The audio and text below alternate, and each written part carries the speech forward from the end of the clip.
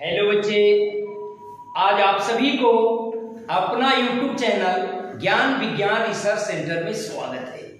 आज हम लोग एक बहुत ही मनमोहक आकर्षक प्राकृतिक घटना के बारे में जानकारी प्राप्त करेंगे।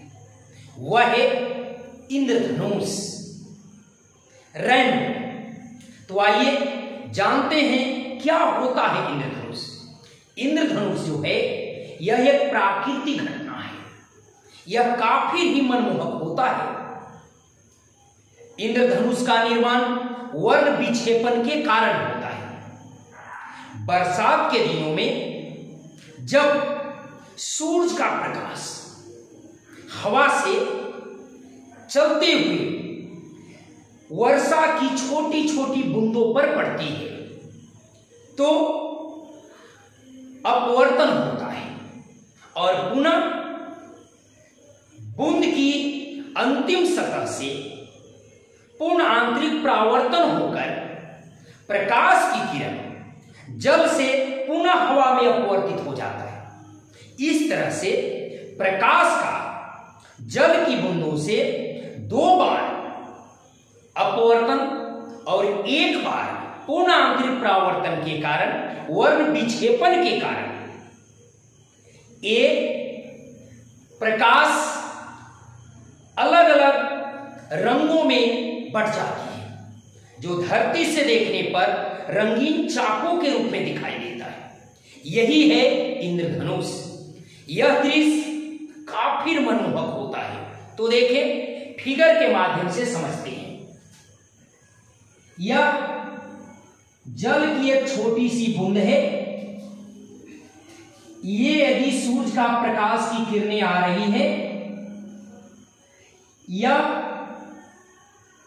अपवर्तित होता है। यह है हवा और यह जल की बूंद।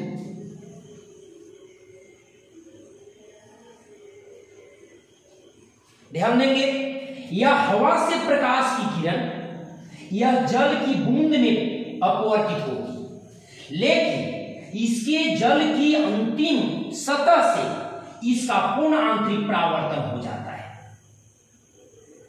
जब पूर्ण आंतरिक परावर्तन होता है तो यह उसी जल की बूंदों में लौट जाती है और फिर जल की बूंद से एक प्रकाश की किरणें हवा में अपवर्तित होता है।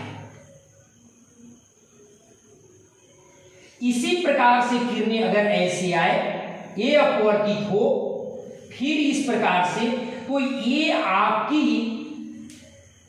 इस प्रकार से प्रकाश की किरणें हवा से जल की बूंदों के अंदर अपवर्तित होता है, फिर इसकी सतह से पूर्ण आंतरिक परावर्तन होता है और फिर वह हवा में अपवर्तित हो जाता है।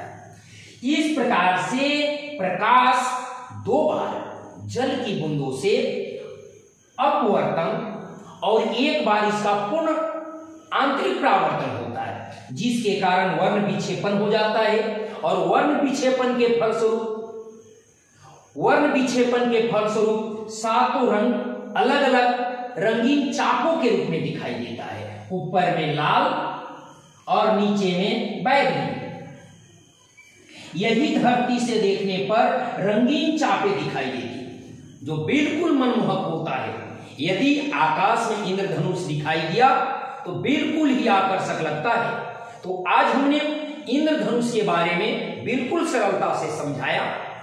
यदि आपको यह जानकारी अच्छी लगी हो, समझ में आया हो, तो आप इस चैनल को लाइक, सब्सक्राइब, शेयर जरूर करें।